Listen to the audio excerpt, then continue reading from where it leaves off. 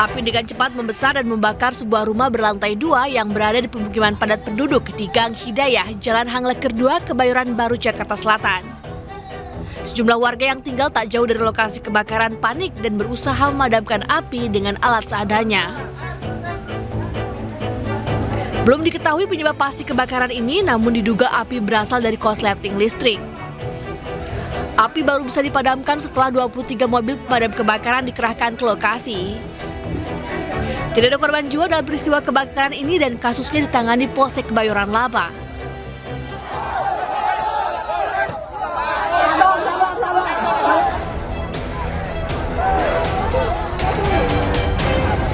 Adu mulut antara petugas kepolisian dengan sejumlah pengunjuk rasa terjadi saat massa memblokade ruas Jalan Medan Merdeka Selatan Gambir, Jakarta Pusat.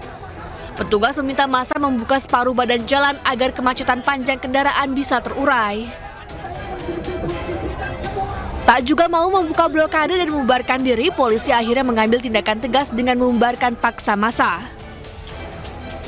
Aksi turun ke jalan yang dilakukan ratusan supir truk ini merupakan bentuk dari penolakan mereka atas kebijakan overdimension dan overload bagi kendaraan berat.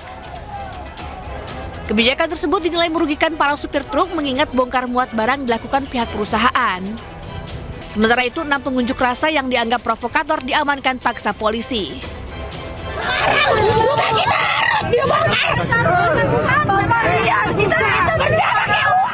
Warga yang tinggal di daerah sempadan Sungai Cibanten meluapkan emosi kepada aparat yang menggusur rumah mereka.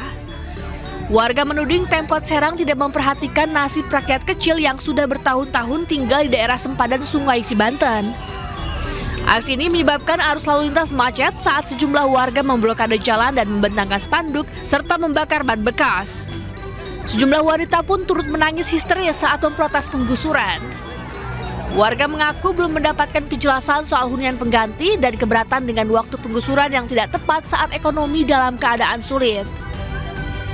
Sementara itu, Kepala Dinas Perumahan Rakyat dan Permukiman Kota Serang, Iwan Sunardi, menjelaskan pembongkaran bangunan ilegal di sempadan Sungai Cibanten merupakan program normalisasi sungai untuk mencegah banjir.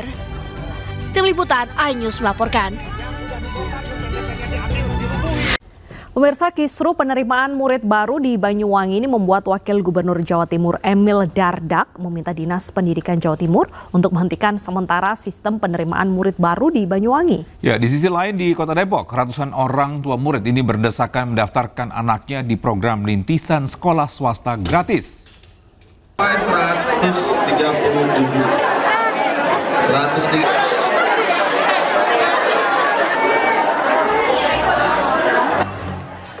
Ratusan orang tua murid memadati aula gedung di Balai K2 Balai Kota Depok sejak pagi hari. Para orang tua murid ini antusias mengikuti pendaftaran program rintisan sekolah swasta gratis atau RSSG tingkat sekolah menengah pertama untuk tahun ajaran 2025 hingga 2026. Terdapat 50 sekolah yang bergabung dalam program RSSG yang terdiri dari SMP dan MTS swasta yang siap menerima siswa baru tanpa biaya. Kuota diperkirakan mencapai hingga 3.000 siswa. Penyebaran peserta akan dilakukan secara merata berdasarkan daya tampung masing-masing sekolah.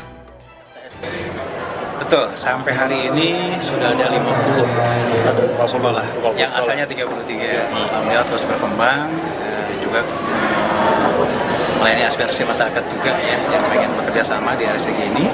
Jadi alhamdulillah sudah ada 50, itu gabungan antara MTS, SMP dengan MTS.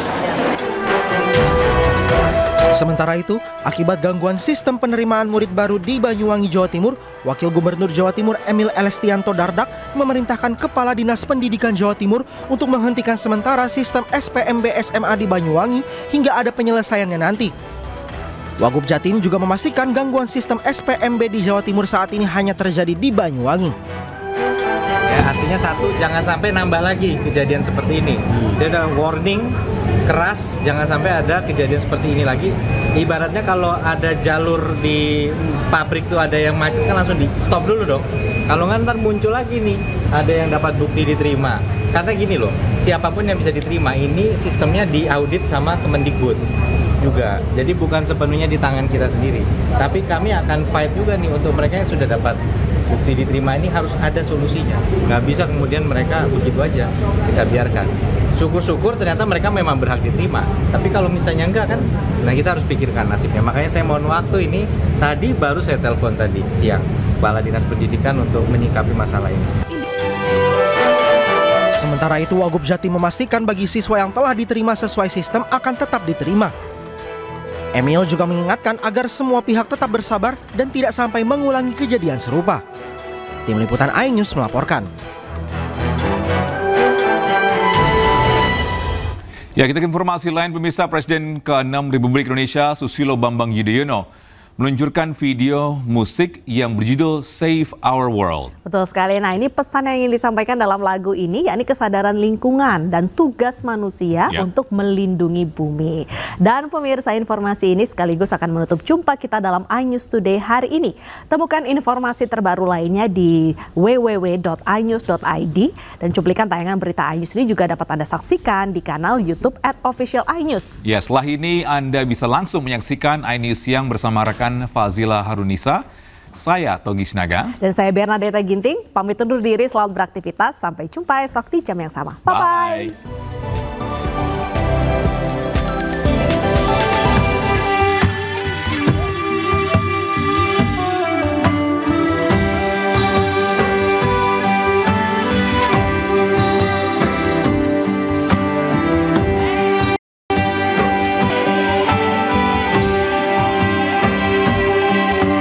Atas cinta kalian juga semangatnya untuk menyelamatkan bumi.